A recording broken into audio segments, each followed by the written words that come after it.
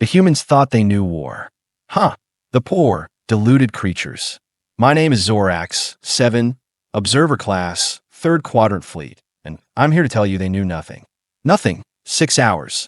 That's all it took for the most feared military force in the galaxy to be reduced to begging for terms. 6 pathetic hours. I still can't decide if I should laugh or vomit acid through my secondary breathing sacs. Probably both, if I'm being honest. Commander, unidentified vessels approaching Pluto's orbit. Lieutenant Kryn's voice crackled over the comm system that I lounged in my command chair aboard the Stellar Vanguard, sipping the fermented nectar of the Bulgarian moon slugs. Not my favorite beverage, but when you're stationed at the edge of this backwater solar system for 3 cycles, you take what comforts you can get. Calm down, Lieutenant, I said, stretching my 4 upper limbs lazily. Probably just another routine patrol from Neptune. The humans are nothing if not predictable. The view screen flickered to life, showing 5 sleek, black ships cutting through space like predatory fish. I nearly choked on my drink. These weren't the clumsy, bulky vessels of the United Earth Defense Force. These were different. Those aren't UEDF designs, muttered Science Officer Plex, her ocular stalks extending to their full length in alarm. Those are Zorax. I think those are Vanquisher-class warships. I slammed my drinking vessel down, splattering purple liquid across my control panel. Impossible. The humans don't have Vanquisher technology. They're barely out of their Stone Age. Commander Drex from Tactical shifted uncomfortably. Actually, sir, our intelligence suggested they have been reverse engineering technology from the wreckage of the Kale Ferry scout ship that crashed in their Nevada region some 60 Earth years ago. And you're telling me this now? I bellowed, my skin shifting from its calm blue to an outraged crimson. It was classified, Drex offered weakly, his neck frills flattening in submission. Well, it's about to be declassified in the most spectacular way possible. I roared, pointing at the approaching ships. Battle stations. Alert the fleet. The alarm klaxons began wailing throughout the ship. Crew members scrambled to their positions. I activated the fleet-wide communication channel. Attention all vessels of the 3rd Quadrant Fleet. This is Commander Zorax-7. Human warships approaching from inner solar system. Assume defensive formation Gamma 6. This is not a drill. Repeat, this is not a drill. Lieutenant Kryn looked up from her console, her normally steady hands trembling slightly. Sir, they're hailing us. I straightened my posture, adjusted my ceremonial battle sash, and nodded. On screen, the face that appeared before me was human, but not like any human I'd encountered in my years of observation. This one had a hardness to him, a coldness behind his eyes that reminded me of the apex predators from my homeworld. This is Admiral Marcus Chun of the Earth Vanguard Fleet, the human said without preamble. You are in violation of sovereign human space. You have 1 hour to surrender your vessels and withdraw your remaining forces from our solar system. I couldn't help it. I laughed.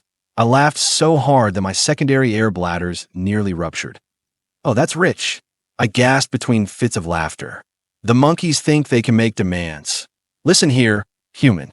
I command 12 battle cruisers, 30 destroyer-class vessels, and over 100 fighter squadrons. Your 5 little ships are impressive, I will grant you that, but they're hardly a match for the might of the Galactic Hegemony. The human's expression didn't change. Not a flicker of fear, not a twitch of doubt. Just that same stone-cold stare. 1 hour, Commander, he repeated. Then we show you what humans are truly capable of. The transmission cut out. Well, I exclaimed, turning to my bridge crew. The audacity. Science Officer Plex cleared her throat nervously. Commander, I'm detecting unusual energy signatures from those ships. Nothing in our database matches these readings. Of course not, I said dismissively. They have cobbled together alien tech with their primitive understanding. It's probably highly unstable. They will be lucky if they don't blow themselves up before we can do it for them. Oh, how wrong I was.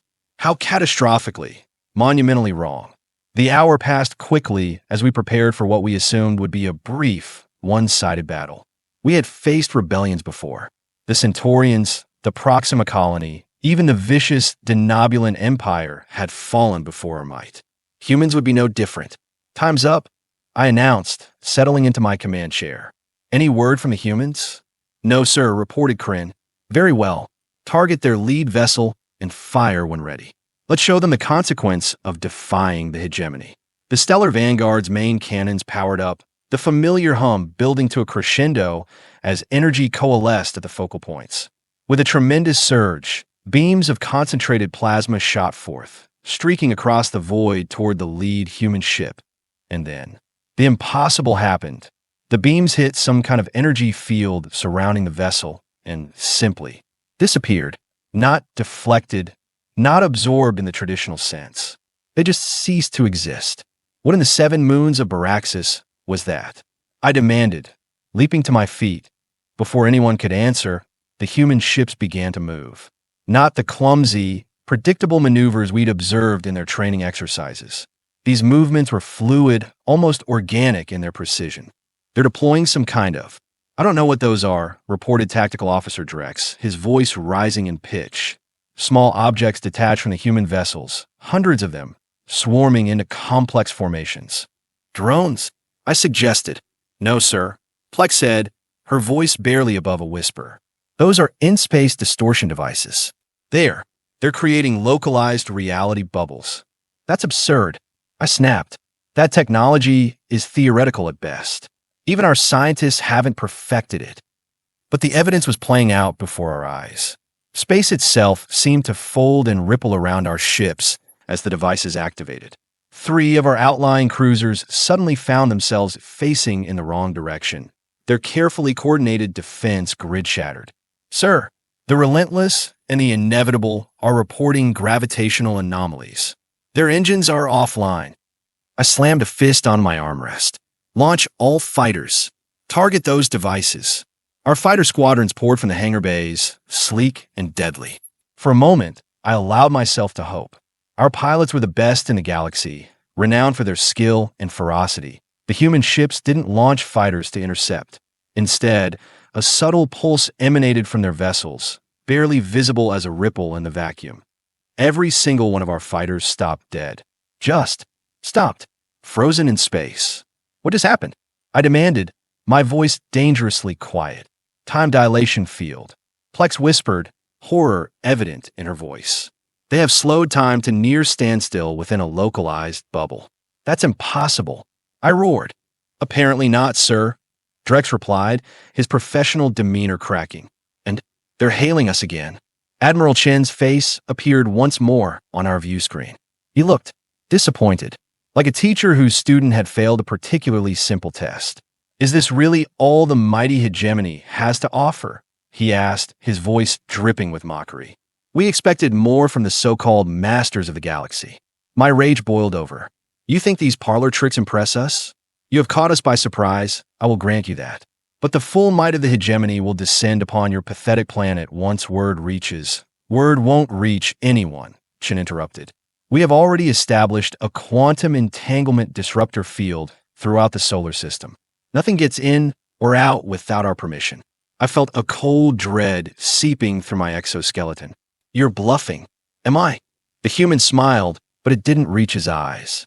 Your reinforcements at Jupiter's L4 point have already been neutralized.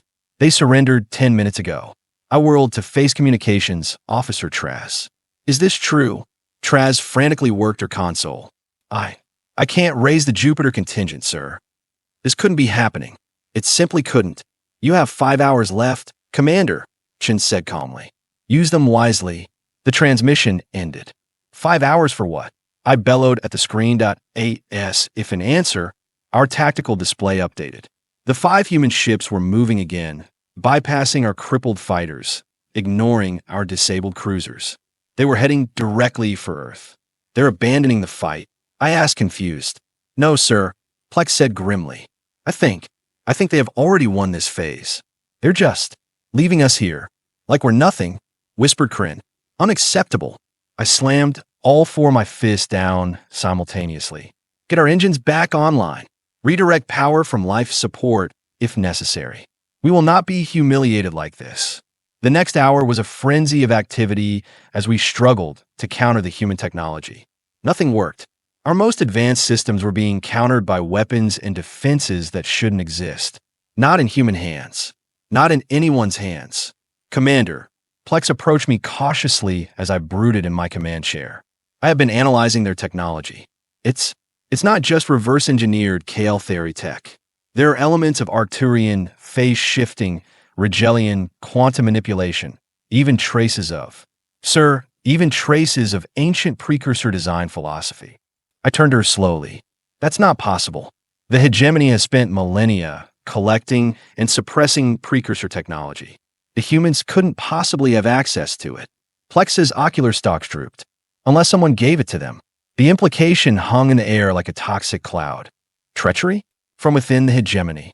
The thought was almost as disturbing as the human advancements themselves that a sudden alert from tactical interrupted my dark thoughts.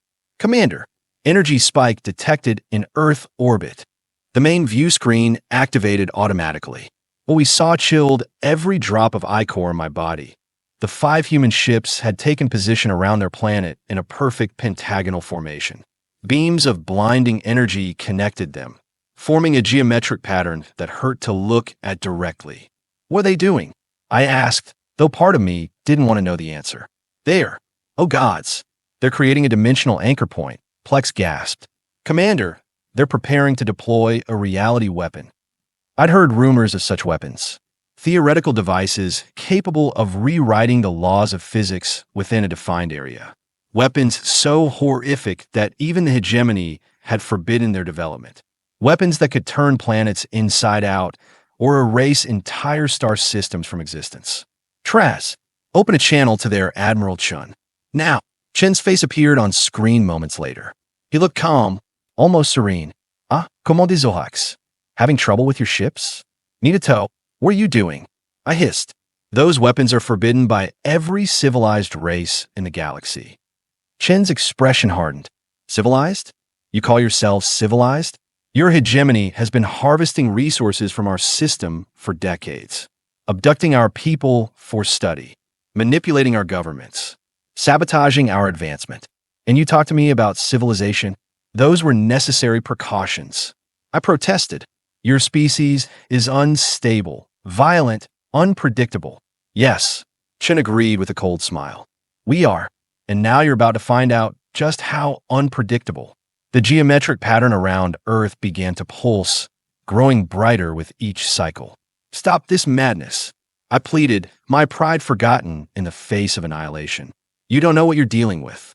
Actually, we do, Chen replied. Better than you think. We have had help, you see. Not everyone in your hegemony agrees with your methods. Traitors among our own kind had armed these savages with the ultimate weapons. You have 4 hours left, Commander, Chen said. 4 hours to recall all hegemony forces from every human settlement in this galaxy. 4 hours to transmit the codes that will deactivate the subspace dampeners, preventing our colonies from communicating with each other. 4 hours to release every human you have taken captive. Or what? I asked, though I already knew the answer. Or we use what you call the forbidden weapons. The ones you brought to our galaxy centuries ago. The ones your ancestors used to establish the hegemony in the first place. Chen's eyes were pitiless. We didn't develop these technologies, Commander. We simply found your old toys. The transmission cut out, leaving me staring at the pulsing pentagram of energy surrounding Earth Point 4 hours.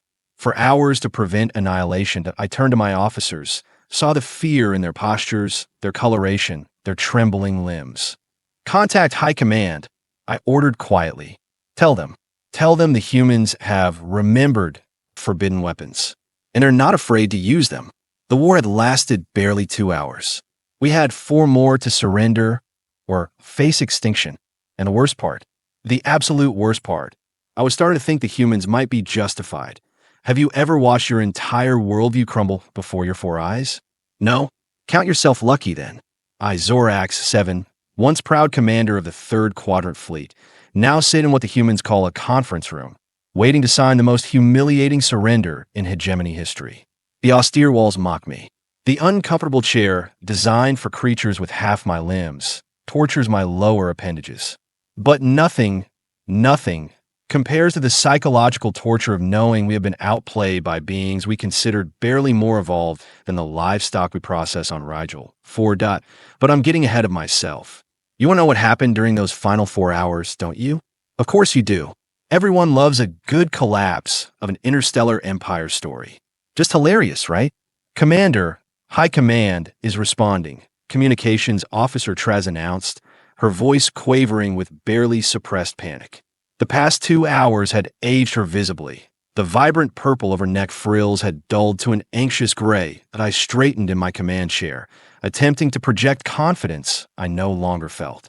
On screen, the wrinkled face of Grand Marshal Kraz-9 filled our view screen, his expression one of barely contained fury. Behind him, the opulent gold-plated walls of the High Command chamber gleamed with insufferable superiority. Commander Zorax, he spat, not bothering with formalities, explain to me why I'm receiving reports that my fleet, has been neutralized by a species that shouldn't even have mastered basic interplanetary travel yet. I swallowed hard, my secondary gullet constricting with anxiety. Grand Marshal, the humans have acquired technology beyond our intelligence estimates. They appear to have been assisted by whom? Kraz bellowed, his facial spines fully extended in rage. I believe by elements within the hegemony itself, sir. I replied, forcing the treasonous words out. The silence that followed was more terrifying than any explosion. Kraz's eyes narrowed to slits. Impossible, he finally said, though his tone lacked conviction. No member of the hegemony would arm primitives with advanced technology. The protocol of containment is absolute. Science Officer Plex stepped forward, her ocular stalks trembling but erect, a posture of respectful disagreement. Sir, with all due respect to the Grand Marshal, the evidence is undeniable. The humans have deployed reality manipulation technology bearing hegemony signatures. They have created dimensional anchor points around their planet. And most concerning, she hesitated. Speak, Science Officer, Kraz commanded. Most concerning, they claim to have discovered our ancestors' forbidden weapons. The same weapons used to establish hegemony dominance 3 millennia ago. Kraz's complexion shifted from its authoritative crimson to a sickly yellow. That's not possible. Those weapons were destroyed. The knowledge purged from our databases. Evidently not thoroughly enough, I said grimly. The humans have given us 4 hours, now less than 2, to withdraw all hegemony forces from human-controlled space, deactivate the subspace dampeners restricting their colonies, and release all human captives. Or, Kraz asked, though his tone suggested he already knew the answer. Or they deploy the weapons, sir. Kraz's eyes darted to someone off-screen, a brief, silent communication that didn't escape my notice. When he looked back, his expression had hardened once more. Commander Zorax, you will hold your position. Reinforcements are being dispatched from the Proxima garrison. The dreadnought Inevitable Conquest will arrive in approximately 3 hours with enough firepower to reduce that pitiful planet to atoms. I felt my heart sink. Sir, with respect, in 3 hours the humans will have already. The humans are bluffing. Kraz roared. No primitive species could possibly master the forbidden technologies so quickly. They have created an elaborate light show to frighten us. Nothing more. Lieutenant Kryn spoke up, her voice soft but clear. Sir, we have analyzed the energy patterns. They're consistent with pre-dimensional cascade formations. The humans aren't bluffing. Kraz's expression twisted with disgust. Since when does my fleet take the word of primitive monkeys over their Grand Marshal? You will hold your position, Commander. That is a direct order. The transmission cut out abruptly. I sat in stunned silence, the implications washing over me like toxic gas. The Grand Marshal was condemning us all to death out of pride and disbelief. He's wrong, Plex said quietly. The energy readings are unmistakable. If those weapons activate. I know, I replied, massaging my cranial ridges. A migraine was forming in all 3 of my brains. Tactical, what's our status? Commander Drex consulted his displays. Barely functional, sir. We have minimal maneuvering capability, weapons at 15% capacity, and life support operating on emergency protocols. 12 of our vessels remain completely disabled. The rest report similar conditions to ours, and the human ships, maintaining their pentagonal formation around Earth. The energy pattern continues to amplify. At current progression rates, they will reach critical threshold in 1 hour and 43 minutes, ahead of their deadline. Clave humans, always leaving a margin for error, that I made a decision then that would forever mark me as either the greatest traitor or the greatest hero in hegemony history. Probably traitor, if I'm being honest. Open a channel to Admiral Chun. My bridge crew exchanged glances, but complied without question. They'd seen enough in the past hours to know our situation was dire. Chin's face appeared on screen moments later, calm and composed as ever. Commander Zorax, he acknowledged with a slight nod. Have you come to your senses? I leaned forward in my chair. My superiors have not. They believe you're bluffing. They have dispatched a dreadnought to your system.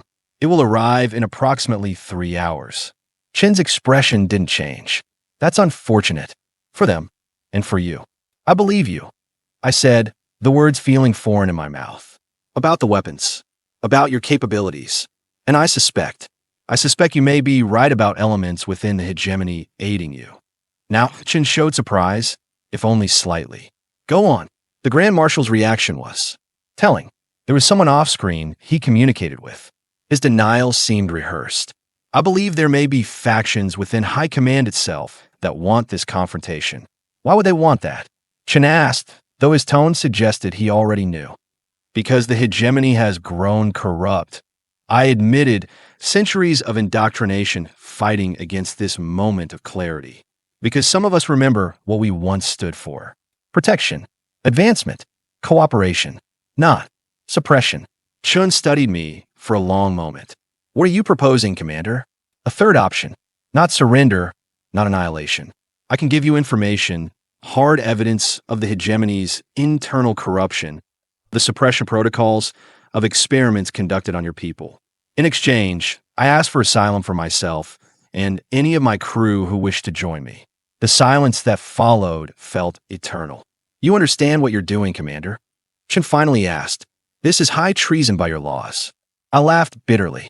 Oh, I'm fully aware. I will be executed 17 different ways if the hegemony ever gets their claws on me again. But I'd rather die a traitor to a corrupt empire than participate in another millennium of subjugation. Chin nodded slowly. Very well. Transmit your evidence. We will verify it, and if it checks out, you have your asylum. The transmission ended. I turned to my stunned bridge crew. I won't order any of you to follow me. This decision is mine alone, and the consequences should be as well. Any who wish to remain loyal to the hegemony may do so. To my surprise, not a single officer moved to oppose me. Plex actually stepped closer, her coloration shifting to a resolute blue. The hegemony has been lying to us for generations. Commander, she said quietly. Their xenobiologists classified humans as barely sentient, yet they feared human potential enough to sabotage their development. That's not protection, that's oppression. Drex nodded in agreement. I have always had questions about our methods, the memory suppressants we use on abducted specimens, the genetic tampering with their leaders. It never felt like the actions of a benevolent guardian species. One by one, my bridge officers voiced similar sentiments. It seemed I wasn't the only one harboring doubts about our so-called glorious empire. Begin transmitting the files, I ordered, feeling a weight lifting from my third vertebral column. Everything. The Proxima suppression, the Europa mining slaves, the genetic experiments on their political class, the artificial religious conflicts we engineered. All of it. As the data streamed to the human vessels, I felt an emotion I hadn't experienced in decades. Hope. The next hour passed in tense silence as we waited for the humans' response. The pentagonal energy formation continued to pulse around Earth, growing steadily more intense. Whatever decision they reached, time was running out. Commander, Kryn called out suddenly. I'm detecting a new energy signature from the human formation. My heart skipped several beats. Is it the weapon? No, sir. It's a directed transmission. Extremely powerful. They're broadcasting. They're broadcasting everything we sent them. System-wide. To every human colony, outpost, and settlement simultaneously. I couldn't help but laugh. Of course they are. They're not just fighting for their own freedom. They're uniting their species. The view screen activated, showing a data stream unlike anything I'd ever witnessed. The humans were bypassing our subspace dampeners, using the dimensional anchor points as amplifiers to reach every corner of their territory instantaneously. Images of hegemony atrocities, classified documents, genetic manipulation protocols, everything we transmitted, it was all being broadcast in a format any human could understand. Sir, Traz reported, I'm picking up transmissions from other hegemony vessels throughout human space. Many are standing down. Some are reporting mutinies. The revolution was spreading faster than even I had anticipated. Millennia of carefully maintained lies were unraveling in minutes. Admiral Chen's face appeared on our view screen once more. Your evidence is being verified by our analysts, but preliminary review confirms what many of us have suspected for years, he said. We're prepared to offer asylum to you and your crew, Commander Zorax. I felt a weight lifting from my exoskeleton. Thank you, Admiral. And the weapons. We're maintaining the dimensional anchor points as a precaution, but we have halted the arming sequence. For now, his expression remained hard. But understand this, we will not dismantle them. Not until we're certain the hegemony poses no further threat. Understandable, I acknowledged. What of the approaching dreadnought? Chen's lips curved into what humans call a smile, though there was no warmth in it. Let's just say we have sent them a welcoming committee. Several hegemony captains who received our broadcast have reconsidered their loyalties. Civil war within the hegemony. The thought should have horrified me. Instead, I felt only a grim satisfaction. There will be those who remain loyal, I warned. True believers. Fanatics. We're counting on it, Chen replied. Revolutions need their villains, Commander. They help clarify the moral stakes. Spoken like a human, always finding the philosophical edge in brutal pragmatism. The final hour of our 6-hour war was spent coordinating with human authorities and dissident hegemony vessels. Reports flooded in from across the system. Hegemony research facilities being overthrown by their own personnel, suppression grids failing as technicians sabotaged them, monitoring stations going dark as their operators defected. The inevitable conquest never arrived. We later learned it had been boarded by its own security forces, led by a captain who'd lost family members to the hegemony's loyalty purges decades earlier. The revolution had been brewing longer than any of us realized, which brings me to this conference room, waiting to sign documents formalizing both my asylum and the alliance between humanity and what we're now calling the Hegemony Reformation Movement. Quite the bureaucratic name for a revolution, but humans do love their paperwork. Admiral Chen enters, accompanied by several human officials and, more surprisingly, 3 high-ranking hegemony officers I recognize from the central command structure. Commander Zorax. Chen greets me with a respectful nod. Allow me to introduce Council members Blix, Vorin, and Trellex. They have been working from within the hegemony for over 50 of your cycles, preparing for this day. I stare at them in shock. You're the ones who armed the humans with our forgotten technologies. Council member Trellex, a venerable hexapodian whose age spots mark her as nearly 2 centuries old, inclines her head. Not exactly, Commander. We merely pointed them toward the archives where such knowledge was hidden. The humans did the rest themselves. Quite ingeniously, I might add. You risked everything. I mutter, still processing the extent of this conspiracy. The hegemony was destroying itself from within. Blix replies, his translator barely keeping up with his rapid Centaurian speech patterns. Corruption, brutality, endless expansion with no purpose beyond power accumulation. We were becoming what our ancestors formed the hegemony to prevent. Admiral Chen spreads several documents on the table. The terms of our agreement, Commander. Asylum for you and your crew. Full integration into human society, if you wish it. In exchange, your continued cooperation in dismantling what remains of hegemony control structures in our space. I scan the documents briefly. The terms are fair, even generous considering the circumstances. And the forbidden weapons.